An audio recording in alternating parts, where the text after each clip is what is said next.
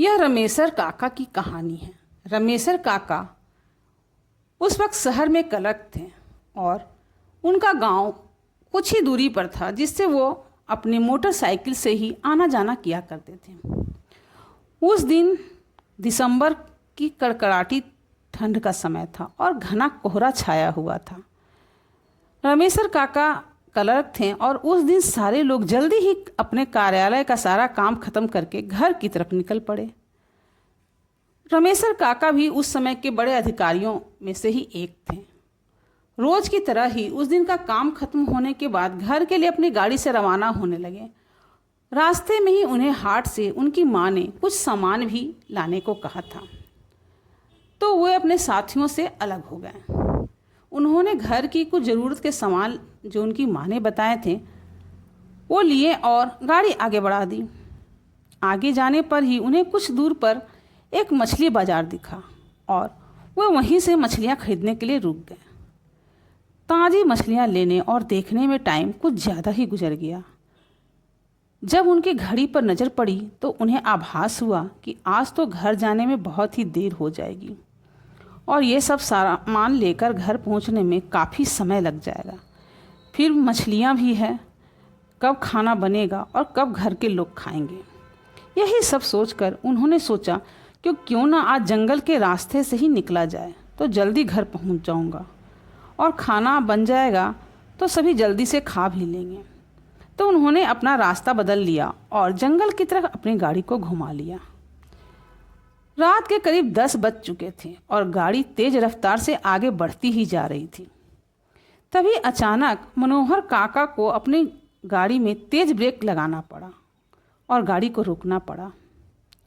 उन्होंने देखा कि रास्ते में कुछ थोड़ी दूर पर एक महिला है जो काफ़ी ज़ोर ज़ोर से रो रही थी। यही देखकर उन्होंने अपनी गाड़ी रोक दी और उन्होंने यह सोचा कि इस वीराने जंगल में भला यह औरत क्या कर रही है। उन्हें लगा कि शायद कोई किसी मजदूर की पत्नी होगी जो अपने पति से नाराज़ होकर घर छोड़कर जंगल में भाग आई है। तो उन्होंने उससे पूछा कि यहाँ जंगल में तुम क्या कर रही हो। लेकिन उस महिला ने कोई नहीं जवाब दिया और ज़ोर ज़ोर से रोने लगी। यह देखकर रमेशर काका भी अचंभे से रह गए, क्योंकि सारे जंगल में उसकी सिसकियों की आवाज़ गूंज रही थी। तब रमेशर काका ने फिर से पूछा, तुम्हारा घर कहाँ है? बोलो तो मैं तुम्हें वहाँ पहुँचा दूँ। लेकिन वह कुछ भी ना बोली। तब रमेशर काका ने कहा, घर से भाग कर आई हो क्या? किसी ने मारा पीटा है, झगड़ा किया है या घर से भगा दिया है? लेकिन फिर भी वह महिला कुछ न बोली और ज़ोर ज़ोर से रोए जा रही थी। तभी रमेशर काका ने कहा, चलो आज मेरे घर चलो, सुबह अपने घर चली जाना। ये जंगल है, यहाँ बहुत सारे जंगली जानवर रहते हैं और रात भर यहाँ मत रुको। चलो आज मेरे घर में सबके लिए तुम खाना बना देना और कल सुबह अपने घर चली जाना। जब उस स्त्री ने यह सुना तो वह झट से तैयार हो गई और रमेशर काका की गाड़ी के पीछे की सीट पर आ बैठी। उसके सिर में उसने एक बड़ा सा घूंघट लिया रखा हुआ था, जिस वजह से उसका चेहरा छिपा हुआ था। रमेशर काका ने भी गांव की औरत समझकर ऐसा चेहरा देखने पर ध्यान नहीं दिया और कुछ ही देर में रमेशर काका घर पहुंच गए। जब उन्होंने घर पहुंचे तो घर के लोग कब से उनकी राह देख रहे थे। गाड़ी रुकते ही उनकी माँ ने पूछा, आज तो बहुत देर हो गई और सारे लोग भी आ चुके हैं। तब उन्होंने सारी बातें अपनी माँ को बताई और कहा कि आज मैं इस औरत को ले आया हूँ, इसी से खाना बनवा लो। इसे मैं जंगल में कहाँ छोड़ देता, कहाँ इतनी रात को बेचारी भटकती रहती। इसीलिए आज से खाना बनवा लो और सुबह ये अपने घर चली जाएगी। इसीलिए मैं यहाँ इसे ले आया। माँ को कुछ संदेह हो रहा था कि कहीं यह कोई चोर तो नहीं है जो रात को सोने के बाद या खाना बनाते समय कहीं घर के सामान ही न चुरा कर ले जाए। पर बेटे की बात को भला कैसे मना करती। उन्होंने उस औरत को कहा, देखो आज तो मैं रख ले रही हूँ, लेकिन कल सुबह होते ही तुम यहाँ से चली जाना और जाओ रसोई में ये सामान उठाकर ले जाओ और खाना बना दो। उसने फिर से कोई जवाब नहीं दिया, बस हूँ की ध्वनि ही बाहर आई और वो सारा सामान लेकर माँ के पीछे पीछे चल दी। रसोई घर में सारा सामान रखवा कर माँ ने उसे खाना जल्दी बनाने की सख्त हिदायत दी और वहाँ से चली गई। लेकिन उनका मन वहाँ भी बेचैन सा था, वह कुछ परेशान सी लग रही थी। वह फिर 5 मिनट के बाद रसोई घर में उसे देखने चली गई कि आखिर वो स्त्री वहाँ पर क्या कर रही थी, और माँ उसका चेहरा भी देखना चाह रही थी। लेकिन उसने चेहरे पर इतना लंबा घूंघट देख रखा था कि माँ उसका चेहरा देख नहीं पा रही थी। जब वह उसका पीछे पीछे वहाँ तक गई तो देखा कि वो मछलियों का थैला निकाल रही थी। उन्होंने बहुत ज़ोर से गुस्से में कहा, यहाँ सब खाने का इंतज़ार कर रहे हैं और तुम अभी तक मछलियाँ ही निकाल रही हो। कल सुबह तक बनाओगी क्या खाना? लोग कब खाएंगे? जल्दी जल्दी बनाओ। उसके सिर पर घूंघट अभी भी था तो चेहरा देखना बहुत मुश्किल था। उन्होंने उससे कहा, तुम जल्दी से खाने की तैयारी करो, मैं आग सुलगा देती हूँ, इससे काम जल्दी हो जाएगा। और उन्होंने जल्दी से चूल्हा जलाने की तैयारियां करने लगी, लेकिन साथ ही उसका चेहरा देखने की भी कोशिश कर रही थी। लेकिन वह जितना देखने की कोशिश करती वो स्त्री और भी पल्लू को नीचे तक खींच लेती। अंत में हार कर वो बोली, मैंने आग सुलगा दी है, अब आगे सारा काम कर लो, कुछ ज़रूरत हो तो बुला लेना। लेकिन फिर भी वह स्त्री कुछ नहीं बोली। अब उन्हें लगा कि यहाँ से जाने में ही ठीक है, वरना हो सकता है कि मेरी वजह से ये स्त्री सकपका रही है, वह अनजान लोगों से डर रही है, इसीलिए मेरा भी समय व्यर्थ ही खराब हो रहा है।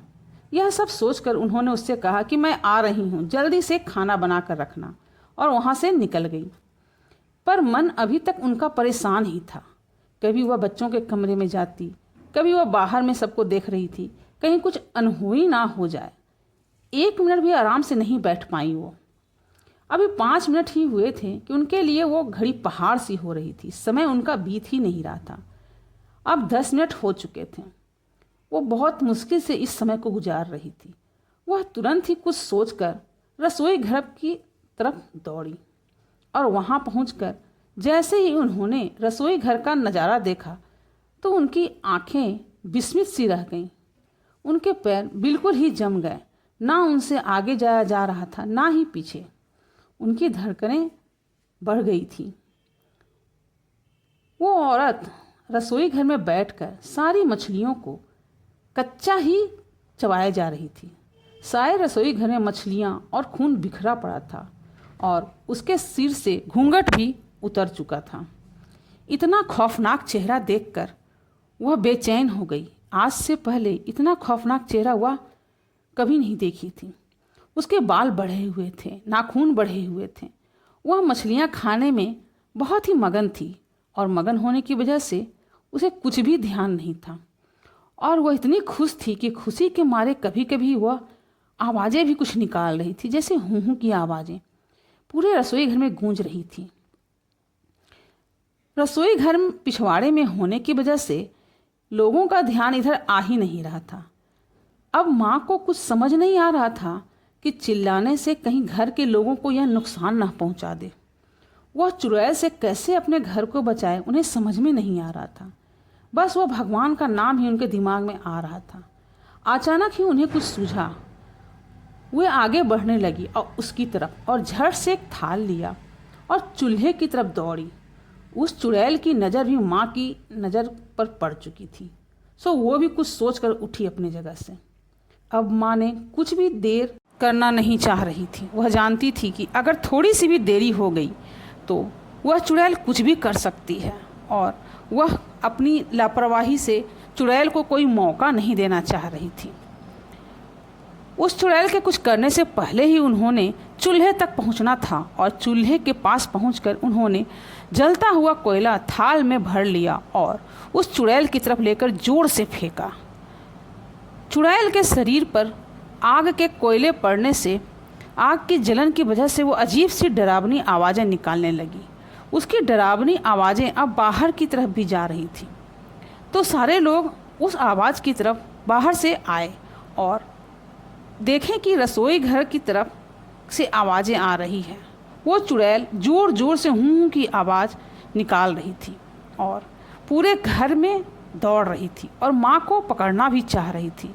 लेकिन अब तक सारे लोग रसोई घर में आ चुके थे और लोगों की भीड़ देखकर वो और भी डर गई।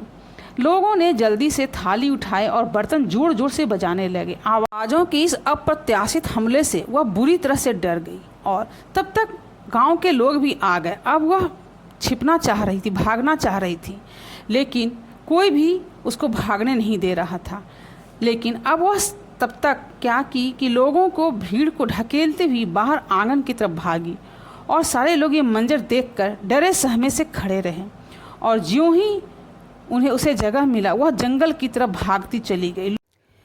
उस दिन के बाद से रमेशर काका ने यह कसम खाई कि आज के बाद वह किसी भी अनजान लोगों को न ही लिफ्ट देंगे और न ही कभी मदद करेंगे, क्योंकि न जाने इस अनजान लोगों में कौन इस तरह के आत्माएं हों जो उनके पीछे पड़कर उनके घर तक पहुंच जाएं। तो आपको ये कहानी कैसी लगी कृपया कमेंट करके बताएं, और ऐसी कहानियों को और भी जानने के लिए मेरे चैनल को लाइक, शेयर और सब्सक्राइब करें।